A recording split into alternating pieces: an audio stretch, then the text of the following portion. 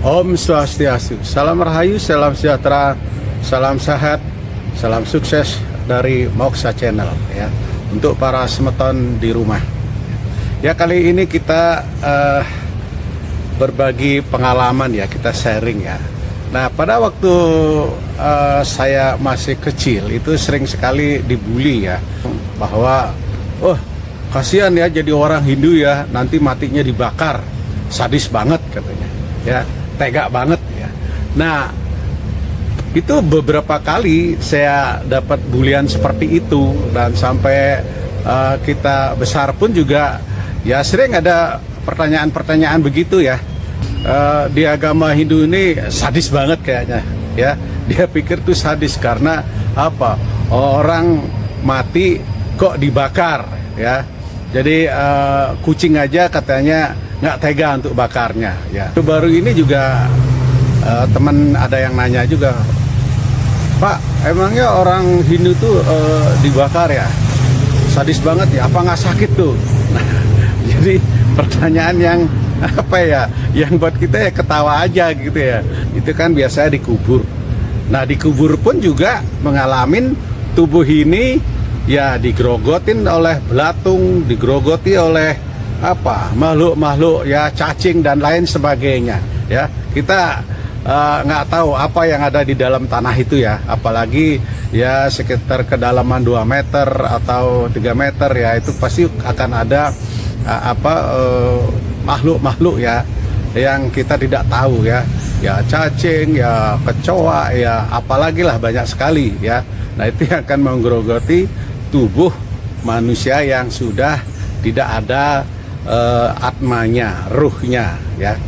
Ya, jika Anda ya umat Hindu ada pertanyaan atau serangan seperti itu, nah ini akan saya jelaskan dari segi Weda ya, dari segi agama Hindu. Kenapa di agama Hindu itu ada keyakinan untuk diabenkan ya, atau dibakar atau dikremasi. Sedangkan di agama yang lain ya, seperti misalnya di Islam, di Kristen ya, itu biasanya dikubur ya. Bahkan sih ya Buddha atau Katolik atau Kristen juga sih khususnya suku Tiongkok ya, mereka juga melakukan kremasi ya biasanya, tapi mungkin tidak semua gitu. Nah, mereka tidak mengetahui bahwa tubuh ini adalah bersifat sementara, sedangkan yang abadi itu adalah penghuni di dalam tubuh ini, yaitu siapa? Yaitu Atman ya, sang ruh ya, bagaikan. Nah, ini simpel aja kasih ininya, pengertiannya, pemahamannya ya. Tubuh ini seperti kurungan ayam ya, di dalamnya ada ayam. Nah, begitu kurungannya dilepas, begitu kurungannya dibakar, begitu kurungannya lenyap ya, tinggal ayamnya saja. Jadi seperti itu ya. Di dalam Bhagavad Gita ya, di sana dikatakan bahwa tubuh ini adalah tidak abadi. Yang abadi adalah sang Atma, sang ruh. Karena sang ruh ya, sang Atma ini adalah percikan daripada Paramatman, yaitu Brahman, Tuhan yang maha abadi ya, Ida Sang Yang Widi, yang maha agung maha mulia ya. Sang ruh ini yang bersifat kekal abadi ya. Ruh itu kan bersifat apa? Tidak tembus oleh senjata ya, tidak kering oleh udara, tidak basah oleh air ya, tidak luka oleh pisau dan lain sebagainya ya. Dia bersifat abadi ya, tidak basah oleh air, tidak kering oleh angin ya, tidak panas oleh matahari ya, tidak dingin oleh es dan lain sebagainya ya. Itu Tuhan itu bersifat ada di mana-mana, di ruang angkasa ya. Beliau ada di dalam dan beliau ada di luar. Beliau ada di seluruh alam semesta ini ya.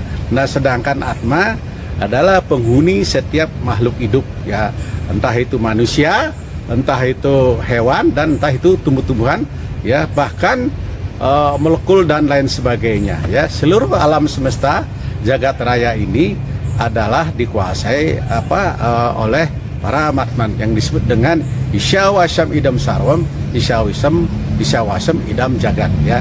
Jadi Tuhan itu penghuni seluruh alam jagat raya ini. Nah, seperti di Bhagavad Gita juga disebutkan bahwa ya dibakar ini seperti mengganti baju baru, ya, pergantian baju baru, ya. Jadi kalau sudah usang bajunya, kalau sudah bajunya sudah tidak enak dipakai, sudah rusak, maka akan diganti baju baru. Tetapi tubuhnya tetap, orangnya tetap, tetapi bajunya diganti. Sama seperti ya itu. Jadi Atma ini berganti-ganti badan, berganti-ganti tubuh, ya. Atma ini tetap, ya. Jadi berganti-ganti tubuh. Itu perbedaannya. Nah, kalau saya selamin, ya, bahwa dari awal dulu, ya, tubuh ini terdiri dari purusa dan prakrti. Prakrti ini adalah ya badan jasmani ini, tubuh ini, ya. Purusa adalah penghuni badan ini, yaitu Atman, ya, Atman. Nah, didetailkan lagi, manusia, tubuh kita ini terdiri dari tiga lapisan, yaitu stula sarira. Stula sarira ini adalah badan kasar ini, ya, ya, daging, tubuh, urat, ya, lambung, jantung dan lain sebagainya. Ini adalah yang disebut dengan panca mahabhuta, ya. 5 unsur yang ada di dalam diri kita ini, yaitu adalah air, api, udara, eter, dan tanah, ya, dan tanah. Jadi ada 5 unsur ini yang harus dikembalikan ke asalnya, ya, dikembalikan ke asalnya.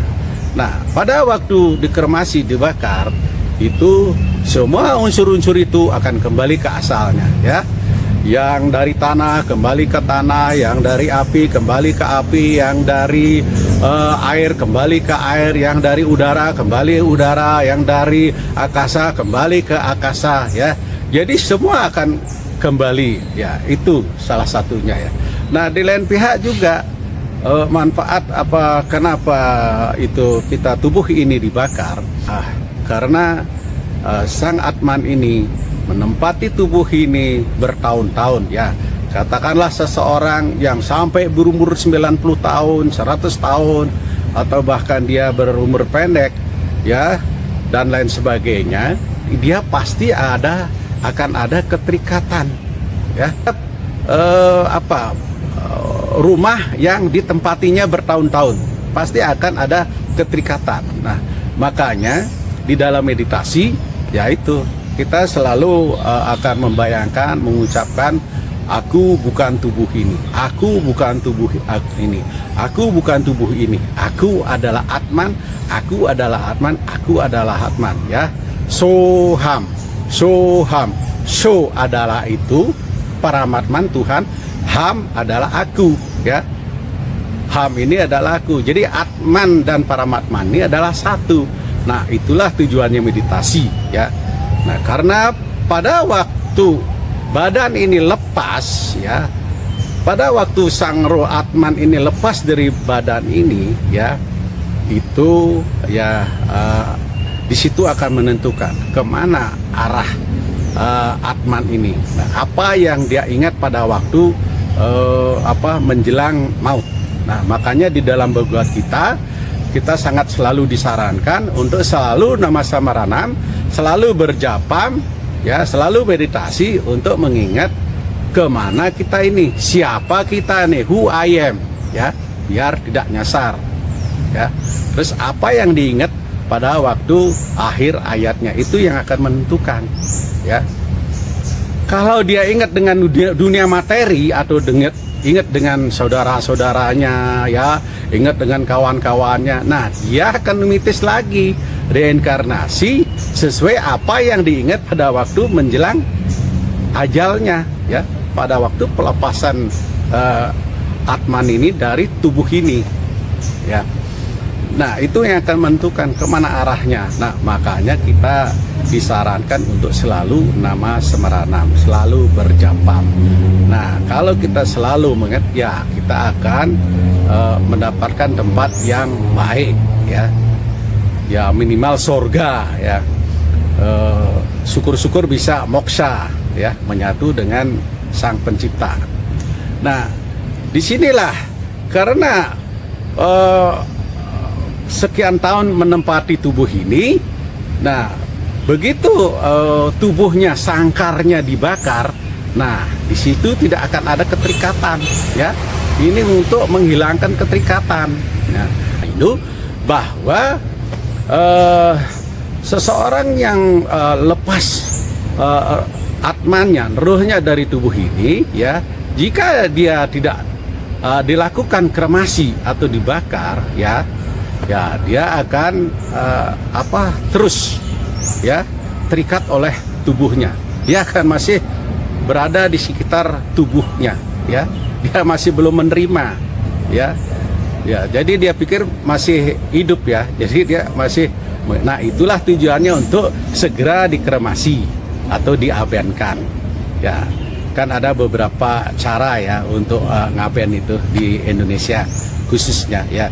Tetapi buat Hindu di seluruh dunia, ya, ini beda dengan yang di Nusantara, ya, di Bali khususnya, karena di Bali kan memang sudah ada keyakinan, kepercayaan dari leluhur kita, ya, bahwa seseorang meninggal itu ada syarat-syaratnya untuk diabenkan, nggak bisa langsung diabenkan, ya. Jadi nunggu wuku baik dulu, ya, hari baik dulu, ya, atau ada yang odalan di Pura Besar. Tapi kalau untuk konsep Hindu di seluruh dunia, khususnya di India, harus dikremasi dalam waktu 24 jam, ya, karena menghindari, yaitu keterikatan antara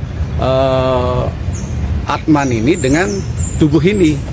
Jadi itu.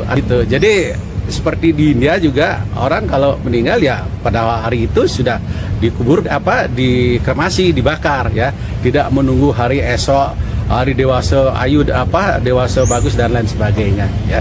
Beda dengan kita khususnya di Bali, ya, dan di Nusantara ini.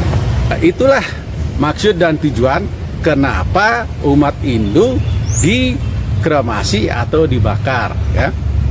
Jadi bukan karena sadis, bukan karena tidak berkeprimanusiaan, ya, karena kita ini merasa dicubit sakit, ya, dipukul sakit, ya, dan lain sebagainya, karena, ya, sang atman ini, sang ruh ini yang netral, yang suci, ya, dia menempati tubuh ini, ya, sehingga mengalami reaksi, yaitu reaksi, ya, sedih, ya, berduka, ya, senang, ya, berjingkrak-jingkrak kalau mendapatkan kebahagiaan, ya, marah, emosi kalau dibully atau dicela atau dimaki-maki, ya, stres kalau menghadapi masalah, karena akibat daripada tubuh ini, ya, akibat daripada tubuh ini. Kalau sang atman,